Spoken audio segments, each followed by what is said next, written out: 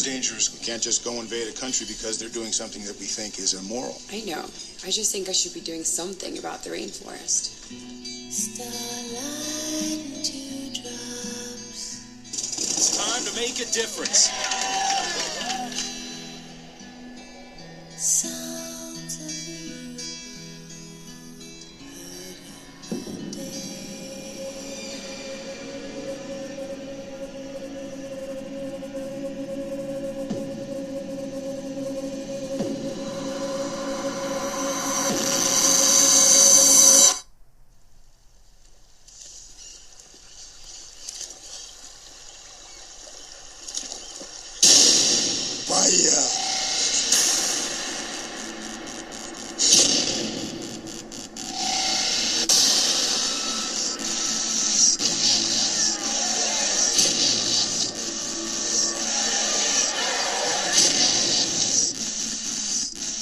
Why are they doing this?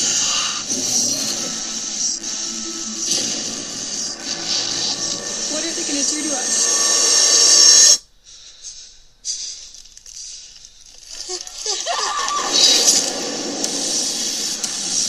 We have to get out of here.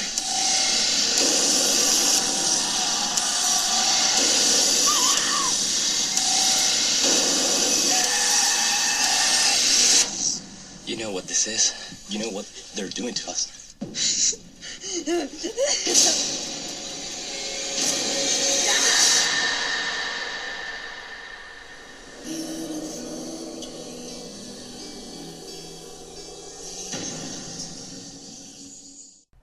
The Green Inferno. Are we really doing the Green Inferno? We're doing the Green Inferno. Fine, if you insist. What is the Green Inferno about? It's about Laid out. it's a timeless tale with heart, drama, complexity, Cannibals. romance, activism. No, it's a bunch of overzealous college activists go on a stupid mission in the jungles of Peru or Brazil or Argentina or Chile or whatever, and they diarrhea themselves to death. They get eaten alive. They get butchered, cooked, and then killed by ants. And They die in every way. they die in every possible, that but a mostly sheltered person mostly they get hit with constant tranquilizer darts. It's fucking hilarious. Yep. So movie opens with, this is an Eli Roth movie, by the way. Yeah. So if you're not familiar, Eli Roth, he's a director, but he's also acted. He was in Inglourious Bastards as the Bear Jew. The Bear Jew. But he directed Hostel. He directed Also, I think he did the second one too. Yeah. He does a lot of He has a shitload of producer credit on a lot of really bad stuff. Yeah. He's not a good director. No, he's not at all. No, he's one of those directors that comes out of nowhere and hits like a triple, and then Yeah. and then He made Hostel. He made Hostel, and everyone's like, "Oh my god!" I don't want to be too punny with him hitting a triple as the Bear Jew with the bat, but Yeah. it kind of works. But yeah, I guess he wanted. I guess not a guy. This is definitely what we wanted to do. He wanted to do his own homage to like 70s and 80s grindhouse like cannibal movies, because there was a period of time in the 70s after like Cannibal, Holocaust, and all that. Everyone, especially like Italian directors for some reason, were obsessed with cannibal movies. It was like the big thing. Like if you just Google in IMDb or put Google in IMDb, go to Ask Jeeves and then Google IMDb.com and then type in cannibal movies, and you'll get 1.5 million hits for all these really terrible 70s cannibal movies for some reason. Yeah, the Italians, man, they love westerns, so they made spaghetti westerns. They love food, so and they then made cannibal made, movies. They made spaghetti cannibal movies. Spaghetti cannibal movies. That's going to be our new genre. We're going to make a spaghetti cannibal. Yep. So this movie, it basically starts on like a college campus. We won't go too plot heavy, but this movie starts on a college campus. This girl, you can't go plot heavy where there is no plot. Yeah, well, there's a plot, but this girl Justine was quite attractive. Justine. Yeah, Justine. She's quite attractive. I don't think she's that attractive, but okay. She got really good looking eyes. Well, Eli Roth fucked her, so yeah. Part of me thinks that she's good enough for Eli Roth. Part of me thinks that like Eli Roth put together this movie so he could just like cast like a hot aspiring actress that he could like give the role to like slay out, like kind of the way Rodriguez did with. This is the Me Too movement of cannibal movies. You know how Rodriguez or whatever slayed out Which Arturo Robert Rodriguez? yeah, what's her name? Rose McGowan. Oh, so He cheated on his with Rose McGowan. Oh, is that why he made Spy Kids so we could fuck the actors? Yeah, but he gets with her in like the Grindhouse movie or Planet Terror. Oh yeah. Yeah, like that was a big thing about it. But like maybe Eli Roth tried to emulate that. I don't know. But if he was trying 100% authenticity. Yeah. Oh my gosh, this movie's so funny. So Yeah. Justine is she's a college girl. She sees like the people on campus that are like sitting on the lawn like with like signs Guitars. and, like, yeah, Barefoot lawn guitar. just fighting for any cause No, they possibly can. they're starving. They're doing a hunger strike. Yeah, they're doing like a hunger strike, and like one point they're like trying to save the janitor's job or something like that. And she finds like one of the guys in the group to be really attractive. So He gives her that really stupid, like mysterious look, like you can almost hear the as he looks over. yeah. So she's like attracted to him, so she joins the group to like go fight for who the fuck knows cause. Which is like the reason that most people are at any activism ever is just to get laid. So Yeah. right off the bat, It's yeah. like it's kind of like a little mini Woodstock or something. So she tries to like join this group, and she faces a little resistance because they're like, do you really care so much? What did he say? Do they really care? He goes, what do you care about? What cause do you care about? yeah, he goes, what is the cause you care the most about? And she's like, female genital mutilation in sub-Saharan Africa. And he's like, you're not committed enough. Yeah. Which I think she had just learned about in one of her classes. Yeah, he goes, go back. What does he say? He goes, go back with your silly friends to your stupid textbooks or something like that. And somehow, some way, I think this movie is probably filmed on like the Upper East Side or like Mid East like of New York. But her dad works for the UN, and she like brings up this trip and like these causes, and the guy's eating like a steak with wine. Like it's super on the nose, like snotty, doesn't actually do anything. Sounds good, doesn't work. Yeah, exactly. He's just like he's just collecting a fat cat salary, not doing anything. He's like, you should talk to this person. You should talk to that person, and like tasting his wine and stuff. She's like, Dad, you don't care. You don't know. Like, she gets upset with him because he doesn't care and shit. So she decides to go with this group on this mission to I'm pretty sure it's Peru. It's something like that. Yeah, and like one of the funniest scenes in the movie for me is her shitty actress friend. That's what I want to talk to you about. This has one of the worst actresses I've ever seen in a movie, ever. She kind of looks like what's her name? Sky Ferreira, it says. Isn't she a porn star or something like that? She looks like a cracked out Cara Delevingne. Yeah, if Cara Delevingne did a weekend bender of like ketamine and like tequila. If Cara Delevingne like tried to snort cocaine, but she ended up just dipping her face in like a bowl of it, and it got her hair and stuff, like that's what this girl looks like. Yeah. Like, if she was pulled off the street, the Florida Project style, except for she, that actress or that former whatever her name is actually couldn't act, it'd be this girl.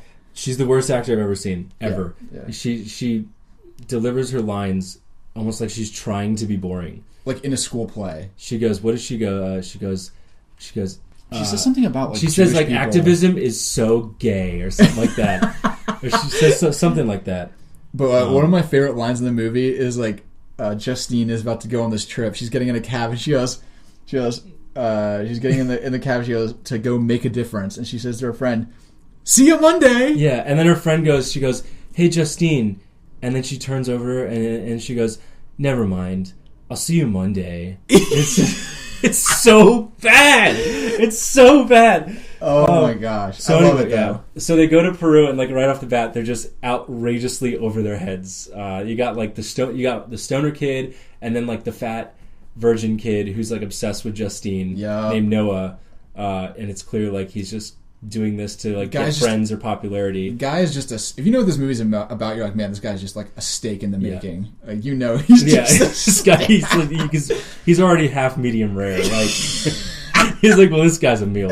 And then they come. But anyway, like, not that it really matters, but they come to find out the whole plot. This guy, he's getting these college students in way over their head. Like, he has this militaristic thing. They're trying to shut down this logging company. Yeah. That's that's trying. Yeah, they cut down the forest, and there's like where and all there's these these like people these live. wonderful indigenous people live. Yeah, exactly. That they've done no research on at all, and then they go there and you come out to find this is actually pretty hardcore. Like there's like armed guards with M4s. Yeah, and their plan is to chain themselves to trees and stream it on like Twitter.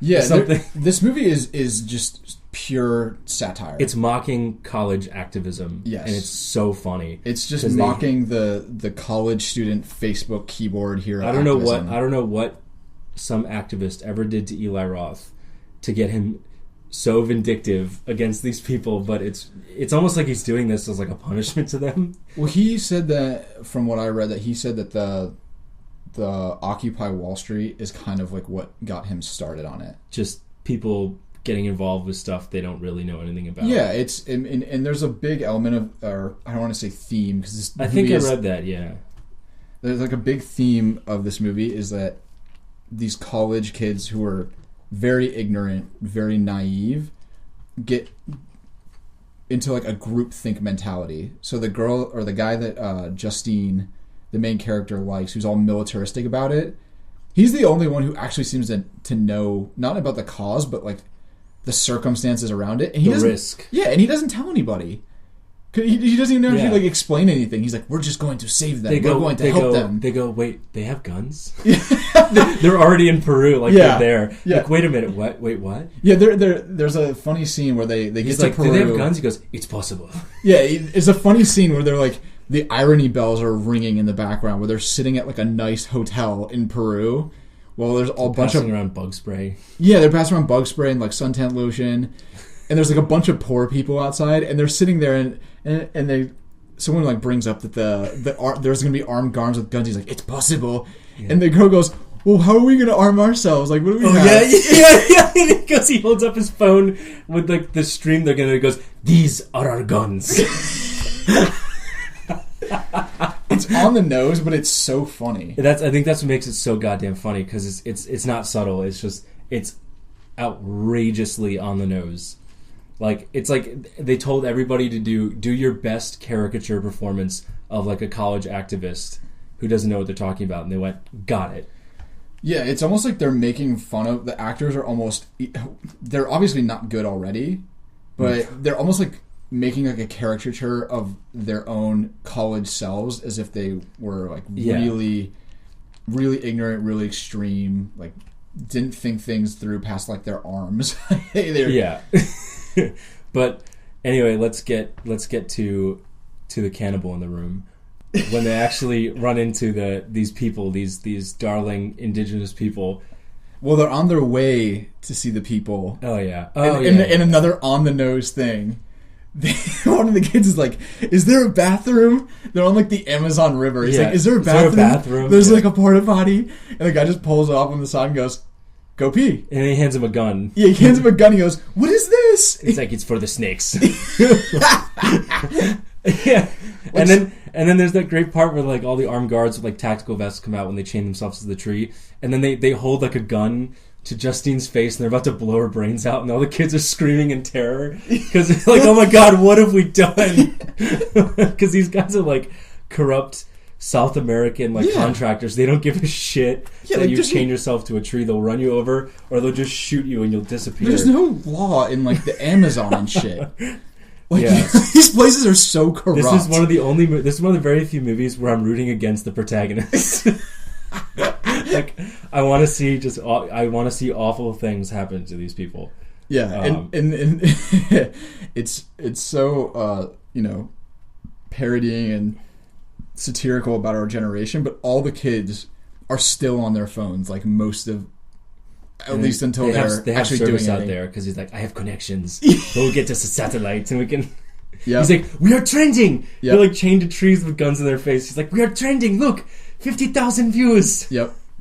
So they when they finally accomplish, so to speak, their mission, like they actually almost fail, but the main character goes in Spanish. He's like, her father works for the UN. Her father works for the UN, and they put down their guns. And like the next scene, is them all leaving like the place. Like they'd already gotten their mission done of like filming these people mowing down the trees, and they're in like the plane like cheersing each other with beers and stuff like that, like celebrating, like yay, hooray, we did it. And then the plane goes down. Yep. Which is hilarious. Oh yeah, like doesn't a kid like he falls out the back of the plane, gets impaled on a tree branch? It's great. There's actually the gore in this is great. Yeah, it is good for the spectacle of the gore. It's really good. There's it's like a lot of practical stuff. Yeah, yep. But it's just so entertaining because you just get to watch these people get picked off one by one. And also, I laughed really hard at when the plane's going down and Noah throws up. Yeah, it splatters. And then there's the dumb kid who's all disoriented from the crash. He's trying to get the GPS, and like the plane propellers are still spinning. He just walks right into it, and it just shears the top of his head off. Oh, and then and another thing, like the main the group leader, the like militaristic whatever you want. Alejandro. Yeah, Alejandro, whatever his name is. He's like, his girlfriend or whatever is like injured outside the plane, and he's holding her, and he's like, "Oh, you're gonna make." He's like, "You're gonna make it. Like, we're gonna take care of you." And all of a sudden, like an arrow hits her in the head. Spear. He's like, he speaks like trying to console her in Spanish. Yeah. She's like dying in his arms, and all of a sudden, out of nowhere, a spear just comes right through her forehead. He's just like, So anyway, they get attacked by the natives. And then, like, the survivors of the plane crash get dragged off, and they're thrown in a cage. And then that's basically the rest of the movie is that these survivors trying to escape capture by these cannibals. But before we get to the cannibal stuff, the best thing this has going for it too is Eli Roth got no shit like real natives. They're real. They're 100%. These are not they actors. Are like, they're actual tribe that he got, and apparently like. He showed them the movie. They showed the movie. They thought and what's funny is they thought it was hilarious. They're not actually cannibals, but these natives thought it was really funny. Yeah. Watching so Eli these Roth, like he legitimately went to a tribe that had very limited interaction outside of, out of their own tribe, and they loved handling the snakes and like freaking out the actors with it. They thought it was a blast. Yeah, they loved it. So I guess it's like a massive success. It's really, it's funny. Like, it's good. It's a terrible movie as far as like, structure and it's complete. It's tonally a mess, which I'll get to in a second. But for entertainment, the entertainment factor is off the charts because it's just the actors are so bad and it's so over the top with like the satire, and the gore is so ridiculous that it actually becomes like it crosses into that next realm where it's a so bad it's good movie. Yeah, it's not... for sure. It's definitely a so bad it's good movie. Yeah, we're not praising this on like filmmaking merits. We're praising it because every time we watch it, we laugh our asses off. Yeah, and that's another thing. We saw this in theaters. And it was a really small theater too, which not a lot of people were seeing this. So we're seeing it with like us and like two friends. We were cracking up. There were probably like 15, 20 other people in the theater.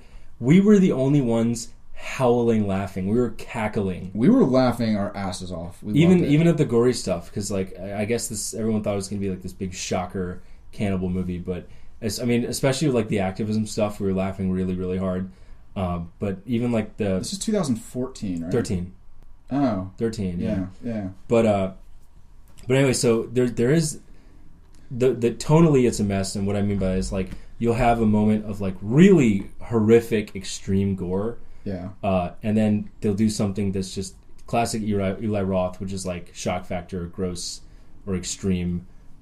Yeah. And it just doesn't match. So like the best cannibal scene in the movie is Noah, the fat kid who you knew was destined to be the rare steak. They put him up on a little altar, and they kill him in the most really, really shockingly horrific way. I didn't think they were going to have the balls to do. They first they scoop out his eyeballs with that little like, and he's hook. Screaming horribly. Yeah, he's like shrieking, and then they cut out his tongue. Yep. And then they chop off his legs, and then his arms, and his little torso is like writhing around, and he's like screaming. Yeah. And it's really fucked up. Yeah, it's a pretty. And then they cook him. Yeah. You see like just a slab side of Noah on a little banana leaves cooking. But then the next scene, they season him. Yeah, but then the next scene, like you can tell. Yeah. Oh yeah. And then the girl freaks out, and then this horrific, horrible, gory death scene, and this girl. she has like dengue fever or something, and she goes, "I don't feel so good," and then she goes diarrhea in the corner of the cage for no reason. She's like, "Oh, I gotta make poo poo in the corner of the cage." And then they're funny. laughing at her. It's like, this is cannibals right are after laughing at her. like the most horrific death scene ever. Yeah. And the cannibals are all laughing at her while she's dumping in the corner. And like even the music they play is kind of comedic when they do it. Eli Roth is all over the place with the tone. The tone's all over the place, but I think he's trying to go to like the extremes. Yeah, but it doesn't always work. Yeah, it doesn't quite match up. Like we mentioned, but it just makes it funnier. The kids they think they're like too smart for their they think they're far like smarter than all of this and like better than it. And there's one scene that's really funny where one of the guys in the group, like, he can't cope with what's going on whatsoever, just similar to everybody else in the group. So he starts jerking off in the cage. Yeah. While he's just jerking his dick, he's like, in moments of extreme stress, you have to release all the stress and the tension so you can think clearly. And the guy like starts. He goes, "What the fuck are you doing, man?" He goes and starts choking him, and he's like still beating his dick. But it's like you can just tell his character, like, he probably read that in some stupid like survival book where he thinks he's getting all scientific with it, or like, exactly, you have to relieve stress so you can think clearer and escape capture. So masturbate. Yeah, or like how they say that how they like get chickens, they give them whiskey, so when they die they're not expecting it, like they're not panicking. You ever heard of that before? No. Yeah, I think it's like in Jamaica when they're doing like the jerky or whatever, like they'll give the animal alcohol and then kill it. That's awesome. So like it's its muscles don't seize up. Mm-hmm. Yeah, because it releases adrenaline. Yeah, it's like the meat. It's like as if this guy read that. He's like, "Oh my gosh, maybe if I jerk off, then my this muscles won't be as tense." I read this in my survival activism handbook. Yeah, my muscles won't be as tense, so my meat won't taste as good, and they know that. Blah blah blah. Like, he's getting way too over the top scientific with it, but yeah. So then a couple of the kids try clever ways to escape, and there's this. I can tell he definitely didn't mean it as a running gag. Where there's this running gag where they're just constantly trying to escape, and then they keep getting like picked off from afar by like a blowgun that keeps knocking them out, and it's just the sound effect is so funny. It's like, and then the person goes, "Oh," and then it just goes down. Like one guy tries to climb out of the cage, like, "I got it, I'm out." It's kind of like the boner kill of the movie, but in like a really funny way. Yeah, it's like we found it to be a running gag, which I'm 100% guarantee Eli Roth didn't mean or intend to do. It's so funny though. But I lost it in so many scenes of this movie. Yeah, and then there's the part where they have the weed and the stoner kid decides because the one girl, they realize that they're eating, and the one girl goes like, "I'm a vegetarian." And then they come to find out they're eating their own friend because she scoops out the bowl, like they feed him, and there's like a piece of skin with a tattoo on it. There's her friends, and then she just immediately smashes the plate and just slices her own throat, and immediately dies. Everyone's like, "Ah!" Really cracking up in the theater. Everyone's like, "Oh my god!" Yeah, it's a really fucked up concept, but we were just losing it. So then the stoner's like brilliant idea is to take his weed, his super strong South American weed, and like stuff her with it. So when they eat her, they'll get high and it'll knock them out, and then they can escape.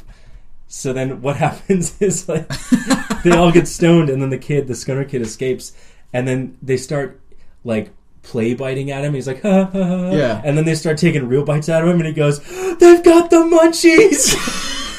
So they all tear him apart like Walking Dead style. Oh my god, it's so good. I think they like lift him up even, and then he just like drops into the middle of them, and then like, "Ah, ah, ah." They bite his fingers off. He's like, "They got the munchies." Oh man, we won't go into any more deaths, but those are like a couple of the highlights. Oh my god. Do you remember when they're... There's only one really bad CGI scene, which was like where they cover the guy with the stuff and then the killer ants eat him. Yeah. That's the only... But even that's funny because it looks like cartoon ants crawling on him. Yeah. And this guy's trying to sell this performance. So a couple of them try to escape. But the best part is that the actress who did this actually almost died. Yep. She almost drowned in the river, right? Yep. Well, they were filming. You'll see it when you watch it. But there's they actually captured it. Yeah, there's like an escape scene where it's probably the best acting in the movie because she's legitimately about to die. She's like getting really scared. Yeah. She's trying to escape and she's like caught in the river. She's caught in the river and like it's like pounding on her and she escapes because they're about to Ironically, mutilate her genitals, which is like, oh no, that's the thing I was concerned about in the beginning of the movie. Yep. And they're about to do female genital mutilation on her. Yep. And so they hatch like which everyone thought was in really bad taste, by the way. Yeah. But I thought it was pretty funny because there's a lot of like on the nose irony. Yeah, but Eli Roth is trying to be shocking, but it's like she goes there and like the cause she cares about in college is the most is female genital mutilation, and then she goes there and these people she's trying to like protect are about to like circumcise her. Ain't that a bee? Yeah. Ain't that a bee? Oh no, that's the cause I'm most concerned about. I love when they do that kind of like on the nose stuff and like this is a dark horror movie, but I think it's funny when they do it. Do you remember Jeepers Creepers where she's driving down the road? She's like, I always thought this would be the road I'd die on. Yeah. And you're like, why would you think that? Yeah, why? I drive down the roads all the time going, yeah, I'm definitely going to die on 95 today. This is the road I think I'd go 75 miles an hour on because it's a 65. Yeah. That's the only time you'd say something like that. So anyway, but the movie wraps up in the best way possible because at the end she goes into an open field and then she's saved by the murderous, like, corrupt contractors who she was going there to like stop, but they're the only reason she's alive because they show up and just machine gun down the cannibals, which in a hilarious scene where they're trying their best with spears and bows and arrows. They're just giving it their damnedest, and they just come up and they're just yeah, no contest. Yeah, it's pretty funny. No contest. But anyway, yeah, it's just like classic Eli Roth. Like everything is fucking miserable. Yep. Yep. And she finally. I don't know if she makes it back by Monday, like she said, but she does make it back at some point. Yeah. And then she still defends these people because like we have no right to be on their land. So she lies about what happened. And it's like, well, they ate you, they ate your friends. They were gonna snip your clitoris off. Oh gosh! Your friend, you ate your friend. Your other friend poo-pooed herself to death, and you made it back by the skin of your teeth. But yeah, let's defend these people. There's a little funny way this movie ends, but we are not going to give it away because we want you to see it. Yeah, not that it matters. Stupid ending, but dude, is this movie free on somewhere? Like it's gotta be on somewhere. It's gotta be. I think it was free on Amazon. If you go to Amazon, it's probably on there. Yeah, just watch it. I mean, I have the Blu-ray. I've got the Blu-ray too because I want to support Eli Roth in making another one of these because they're so funny, man. They're really, really funny. Anyways, oh man, I was gonna say we're not gonna do a like what would you drink this movie because like you're gonna lose your appetite. You're gonna lose your don't drink cranberry juice. I'll tell you that much. Sangria. Yeah. I was gonna say like if you're like a guinea pig in the room, start roasting it like what's his name, Noah. All right, yeah. Go see Green Inferno. It's funny. And let us know what you thought about it and see if you're as sick-headed as we are if you laughed at all the parts you weren't supposed to laugh at. If you have any suggestions on movies you'd love us to comment on, send us an email at amateurhourmovies@gmail.com, tweet us at amateurhourmov, or Instagram us at amateurhourmovies. We'll be teasing throughout the week our release for the following Monday on all these platforms.